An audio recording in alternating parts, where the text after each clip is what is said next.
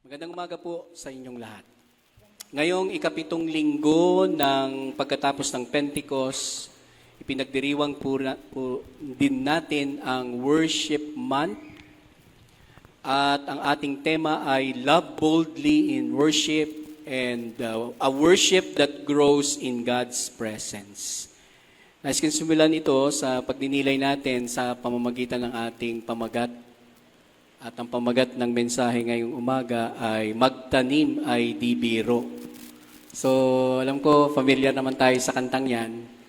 At lagi nating kinakantayan siguro nung elementary days, tinuturo na yan ng ating mga teachers, no? Magtanim ay di biro, maghapong nakayuko. Yan, mga ganon. So, kayo na bahalang magsumunod doon sa kanta na yan. Marahil ay kinanta natin talaga ito nung tayo mga bata pa at hindi na nalilimutan sa ating pandinig. Ngunit ang kantang ito ay hindi lamang tungkol sa pagsasaka. Nais kong gamitin ito bilang isang paglalarawan ng sipag, tiyaga, sakripisyo at paghihintay. Ganon din ang buhay pananampalataya. Ang pagsamba na lumalago sa presensya ng Diyos ay parang pagtatanim. Hindi ito biro. Kaya sabi mo sa katabi mo, hindi ka nagbibiro. Huwag kang magbiro. Yan. Minsan, hindi sapat ang minsang pagsamba lamang. Hindi sapat ang minsang panalangin. Ang paglago ay bunga ng araw-araw na pakikipamuhay sa Diyos. At siyempre, pakikipamuhay sa ating kapwa. Tignan natin sa mga mahalagang puntos at ito mga punto de vista ng ating Panginoon sa umagang ito. Una, ang manghahasik ay patuloy na naghahasik. A farmer went out to sow his seed. Ang manghahasik dito sa kwento mga kapatid, sa talinghagang ito, walang iba kundi ang Panginoong Hesus. Ang binhi ay ang salita ng Diyos. Ang lupa ay ang puso ng mga tao. Puso mo, puso ko, puso nating lahat. Pansinin natin, hindi pinili ng manghahasik kung saan lang siya maghahasik. Naghasik siya sa lahat ng uri ng lupa. Ganito rin ang Diyos, hindi siya namimili kung sino ang iibigin. Every Sunday, every Bible study, every devotion, God continues to sow His Word. Ang tanong ay hindi, naghasik ba ang Diyos? Ang tanong ay, kundi ang tanong ay, handa ba ang puso ko sa paghahasik ng Diyos sa akin? Pangalawa, magtanim ay hindi biro dahil mahirap ihanda ang lupa. Mga kapatid, merong iba't ibang klase ng lupa rito na nabanggit. Una, matigas na lupa, a hard heart. Ito ang pusong ayaw talagang makinig. Naririnig ang sermon, ngunit hindi pinapapasok sa puso. Maraming Kristiyano ang regular na sa simbahan, ngunit sarado ang puso. May bitterness, may pride, may unforgiveness, may kasalanang ayaw bitawan. Kapag matigas ang lupa, walang tutubong binhi. Paano may a-apply ito ng isang ordinaryong Kristiyano? Before worship begins, ask God, Lord, soften my heart. Palambutin mo ang aking puso. Diba? Minsan, ayaw nating, pinipili lang natin yung ating mga gustong pakinggan sa mensahe ng buhay na dinadala ng mensahero. At yun ang nakapagbibigay aliw sa atin. Kapag tayo nasaktan, binabaliwala o we ignore that message sometimes. Pangalawa, yung mabatong lupa, the shallow heart. Ito ang pusong madaling ma-excite, masaya kapag may revival, masaya kapag may concert, masaya kapag may blessing o ayuda. Pero kapag dumating ang problema, umaalis na. Faith without roots cannot survive storms. Ang tunay na pagsamba ay hindi lang kapag masaya. It continues even during suffering. Pangatlo, ito yung mga tinatawag na matinik na lupa. The crowded heart. Ito ang pusong punong-puno ng worries. Worries saan? Sa karir, sa pera, sa business, social media, popularity, comfort. Hindi masama ang mga ito. Pero kapag mas mahal natin ang mga ito kaysa kay Jesus, matatabunan tayo. O natatabunan din ang salita ng Diyos. Jesus deserved first places, not second place to our heart. At pangapat, ito yung tinatawag nating matabang lupa, the good soil. Ito yung mga pusong nakikinig, tumatanggap, sumusunod, at namumunga. So may proseso din, mga kapatid, sa pagiging mabuti o pagiging matabang lupa o mabuting lupa. Ito yung mga tunay na sumasamba. Hindi lang siya singer, hindi lang siya usher, hindi lang siya liturgist, hindi lang siya church officers, siya ay disciple. At ang kanyang buhay ay nakakakitaan ng bunga. Pangatlong mahalagang punto, mga kapatid, worship that grows produces fruits. Hindi sinabi ni Jesus na ang mabuting lupa ay maraming alam. Ang sinasabi niya rito, ito ay namumunga. Fruit is the evidence of true worship. Hindi sukatan ang gaano kakatagal sa simbahan, gaano karaming Bible na ang iyong nabasa, gaano kaganda ang iyong boses. Ang sukatan ay may bunga ba? May bunga ba? Mas mapagmahal ka ba ngayon kaysa dati? Mas mapagpatawad ka ba ngayon kaysa dati? Mas mapagkumbaba ka ba kaysa ngayon o kaysa dati? Mas malapit ka ba kay Jesus? Ito yung mga pwede nating itanong sa ating mga sarili. Because worship is not measured by attendance. It is measured by transformation of life. Meron daw dalawang magsasaka, sapagkat magsasaka naman yung ating pinag-uusapan. Pareho silang nagtanim, pareho silang nagdilig, pareho silang naghintay, ngunit nang dumating ang anihan, isa lamang ang maraming bunga. Bakit? Hindi dahil mas magaling siyang magsaka, kundi dahil mas ginalingang alagaan niya ang lupa. Mga kapatid, God is not asking us to become perfect overnight, but because God is asking us to prepare our hearts every day. Because magtanim nga ay hindi biro at higit sa lahat, ang pagpapatubo ng pananampalataya ay hindi talaga biro. Si John Wesley, kilala natin siya, na nagsabing, "The Bible knows nothing of solitary religion." Ang paglago sa pananampalataya ay nangyayari habang tayo ay sumasamba, nag-aaral ng salita ng Diyos, nananalangin, tumatanggap ng banal na komunyon, at naglilingkod sa kapwa. Ang tradisyong ito ay tinatawag nating means of grace. Ang mga biyayang paraan na ginagamit ng Diyos upang tayo ay lumago sa kabanalan. Ang pagsamba ay hindi lamang isang lingguhang gawain, ito ay isang means of grace na hinuhubog tayo ng Diyos upang maging katulad ng Panginoong Jesucristo. Maaring ngayon, mga kapatid, ikaw ay matigas na lupa. Yan, titigan mo nga yung katabi mo. Mukha bang lupa yan? Matigas na, sorry. Matigas na lupa. Matagal ka nang nasa simbahan, ngunit hindi mo pa lubusang naibibigay ang iyong buhay sa Panginoon. Maaring ikaw ay mabatong lupa. Tignan mo nga ang katabi mo, mabato ba yan? Mukhang mabato ba? Mabilis kang sumuko kapag may pagsubok. Maaring ikaw ay matinik na lupa. Tignan mo yung katabi mo, matinik ba yan? Puno ng alalahanin ang puso mo, kaya wala ng espasyo para sa Diyos. Ngunit, tignan mo baka yan ay isang matabang lupa. Jesus is not only a sower, He is also the Lord who can transform the soil of your heart. Kaya walang pinipili. Mabato ka man, matinik ka man, matigas ka man, no? O dati ka ng mabuting lupa, hindi ka niya pinipili. No?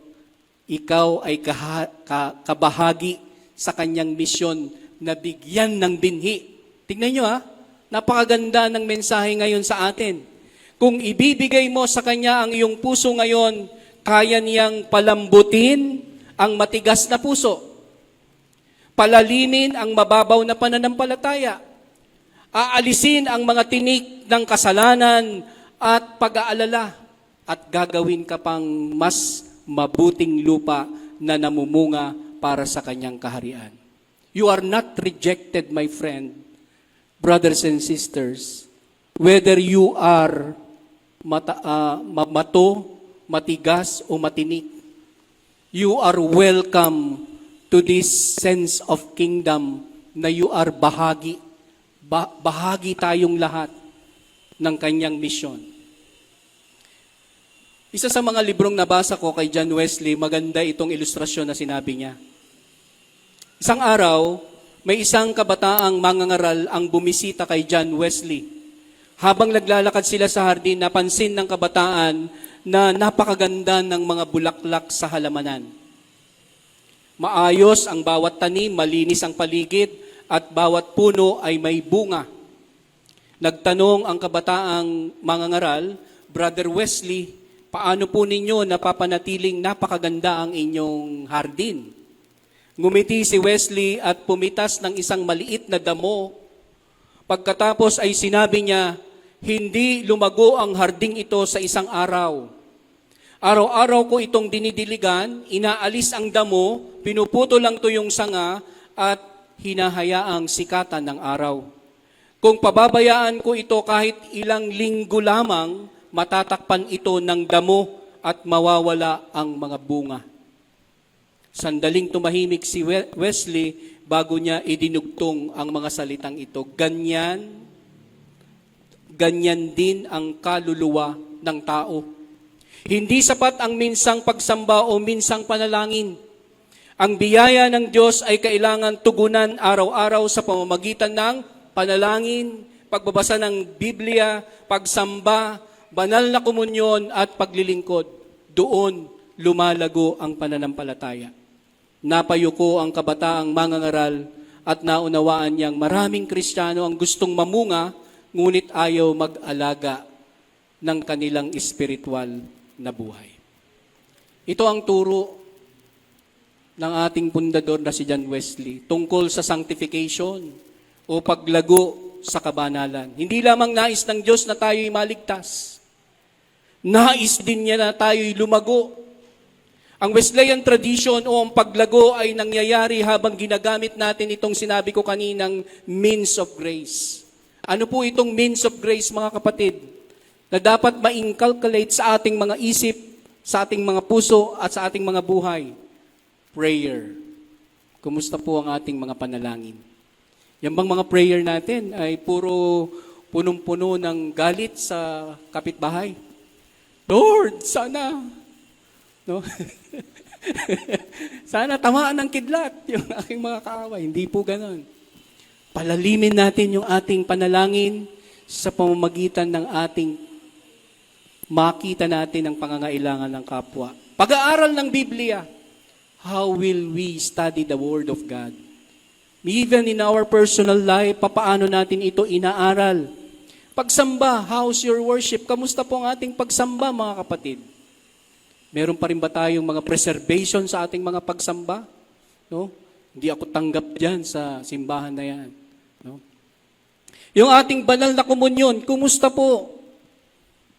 Since I was here noong August 2024,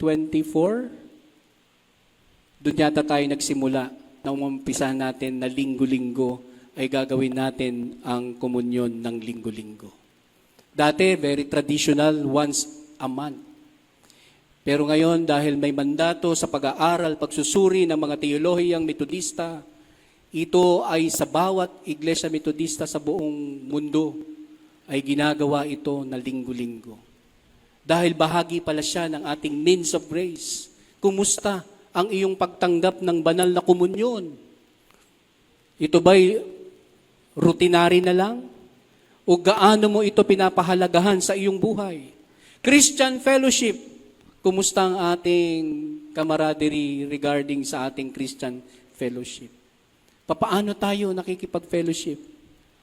Yung mga nakikipagkamay ay hindi naman pumupunta sa likod, nandito lang sa harap. Yung mga nasa likod, ayaw din pumunta sa harap. Minsan na nga lang tayo sa isang linggo nakikita. Hindi mo pa nakamayan si Brother Boboy. No? Parang gano'n, no? Parang meron kang preservation sa sarili mo. No? Okay lang yon, ate. Salamat. Kasi minsan meron tayong mga pinangangalagaan din sa sarili natin. Baka yung ating mga kamay ay ayaw nating padampi sa ibang mga kamay. may mga gano'n, no? So dapat, alam mo, before the pandemic, mga kapatid, ako'y na-assign din sa Kamuning, sa iba't ibang mga simbahan na malalaki. No? Diyan ay hindi lang kamayan, beso-beso pa. No? Nakakatuwa sapagkat yung kanilang feeling of fellowship ay talagang bigay na bigay. No? Para bang miss na miss nila ang isa't isa. No? Once a week na nga lang tayong magkikita, parang gusto mo pang magmadali o gusto mo pang umalis ka agad. Pero dito, mas magandang makita natin yung kahulugan ng ating Christian fellowship. Yung paglilingkod sa kapwa, kumusta ang ating paglilingkod sa kapwa? Nonetheless, kahit hindi dito sa iglesia, sa inyong mga sari-sariling tahanan, papaano nagiging bukas ang inyong mga pamilya at buhay sa paglilingkod sa kapwa. Ang mga ito ay paraang pagdidilig ng isang halaman. Kapag pinabayaan ang halaman, ito ay matutuyo. Kapag pinabayaan ang pananampalataya, hihina rin po ito. Sa talinghaga ng mga hasik, ang mabuting lupa ay hindi lamang tumatanggap ng binhi. Ito ay nagpapatuloy hanggang sa mamunga. Ganito rin ang Wesleyan understanding ng Christian life. Ang tunay na sumasamba ay hindi lamang nakikinig ng salita tuwing linggo. Araw-araw niyang hinahayaang kumilos ang biyaya ng Diyos sa kanyang buhay. Kaya po mga kapatid, marami na tayong narinig na sermon, marami na tayong dinaluhang worship service. Kung titignan natin yung attendance natin, noon meron tayong attendance no? Sa logbook. Nawala na yun. Naalala pa ni Pastor yun. No? So yun, nililista. Kapag may absent, no, tinatawagan at tinetext, kumusta po kayo? Ano po nangyari? At least aware si Pastor kung ano ipapanalangin niya. Baka kayo'y nasa ibang bansa, hindi ko alam. Para man lang magbilin. Pasalubong. sorry. Hindi totoo yun. No? Sana man lang, no? Kahit konting pasabi. Hindi yung kapag may nangyari na, tsaka natin malalaman. Naku, bumagsak yung eroplano hindi ko alam na umalis pala sila. Sana man lang may ganun tayong klaseng fellowship, no? Kaya mga kapatid, ang tanong sa atin sa umagang ito, lumalago ba ang ating puso sa presensya ng Diyos? Hindi sapat ang makinig, dumalo, magsimula tayo. Tulad ng hardin, ang ating buhay espiritual ay nangangailangan ng patuloy na pag-aalaga. Kaya't ang tema natin, love boldly in worship, a worship that grows in God's presence, naway maging mabuting lupa tayo, mga pusong patuloy na tumatanggap ng salita ng Diyos, tumutugon sa kanyang biyaya, at namumunga ng pag-ibig, kabanalan at paglilingkod. Kaya nga si John Wesley, ulit-ulit na sinasabi ito, do all the good you can, by all means you can, as long as you ever you can. Kapag sa ang salita ng Diyos ay tinanim sa pusong handang tumanggap at inalagaan sa pamamagitan ng kanyang biyaya, ang bunga nito ay isang buhay na sumasamba at lumalago sa presensya ng Diyos. The Word of God cannot bear fruit if it only stays in our hearts. It must be planted in our hearts and live out in our daily lives. In our daily lives. Meron po ako mga binasang libro at ang gaganda ng mga quotation. No, here are quotations and theological reflection from well-known Christian theologians that complements the theme. Una na dyan, si John Wesley. Yan, meron ba tayong, nababasa ba natin? Una na dyan si John Wesley, sabi niya, the gospel of Christ knows of no religion but social, no holiness but social holiness. Anong connection nito? Worship that grows in God's presence is never self-centered. As we encounter God, we are transformed to love God deeply and love our neighbors boldly. Si Saint Augustine, ang sabi niya, you have made us for yourself, O Lord, and our hearts are restless until they rest in you. Anong connection nito sa tema natin? The deepest growth in worship happens when our restless hearts find peace and joy in God's presence. Si Martin Luther, isang magaling na theologian, sabi niya, faith is a living, daring confidence in God's grace. Sabi niya, ang ibig sabihin nito, bold love in worship springs from confident faith in God's grace, enabling believers to worship courageously and joyfully. Si John Calvin, kung kilala niyo si John Calvin, prominent theologian ng Baptist, ang sabi niya, the whole life is Christians ought to be a sort of practice of godliness. Worship is not confined to Sunday gatherings. It grows all into a lifestyle lived daily before God. Si Dietrich Bonhoeffer, ang gaganda ng mga libro nito.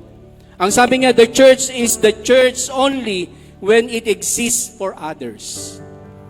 Growing in God's presence leads the church to worship through loving service, compassion, and witness. Si Karl Barth, sabi niya, the Christian life begins with listening.